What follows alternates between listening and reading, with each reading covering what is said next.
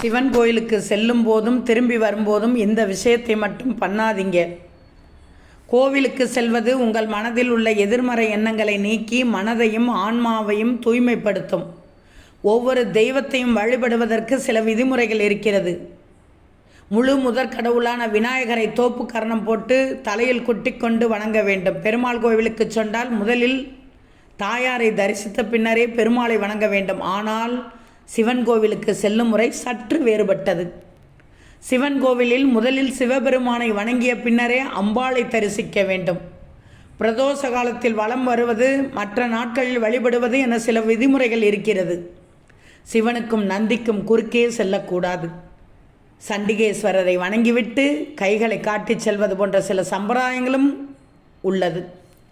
சிவன் சொத்து குலநாசம் என்பார்கள். எனவே பிரசாதத்தை தவிர வேறு எந்த பொருளையும், ஏன் ஒரு சிறு துரும்பை கூட கோயிலிலிருந்து எடுத்து செல்லக்கூடாது.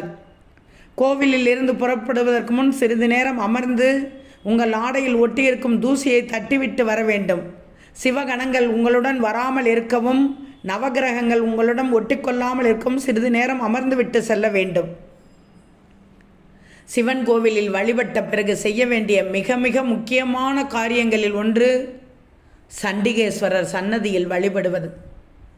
பொதுவாக பலர் அங்கு கைகளை தட்டி சத்தம் எழுப்பிவிட்டு வருவார்கள். ஆனால் சண்டிகேஸ்வரர் எப்போதும் தியானத்தில் இருப்பவர். எனவே அவரை அமைதியாகவே வணங்க வேண்டும். நான் ஆலய தரிசனத்தை சிறப்பாக முடித்துவிட்டேன் என்று மனதுக்குள் நினைத்து வணங்கினாலே போதுமானது. அவருக்கு வஸ்திரம் வைத்து வழிபட்டால் குடும்பத்தில் வஸ்திர பஞ்சம் வராது, சுபகாரிய தடைகளும் நீங்கும். வில்வ இலைகளால் அர்ச்சனை செய்தால் வாழ்க்கையில் அனைத்து வளங்களும் கிடைக்கும் என்பது நம்பிக்கை.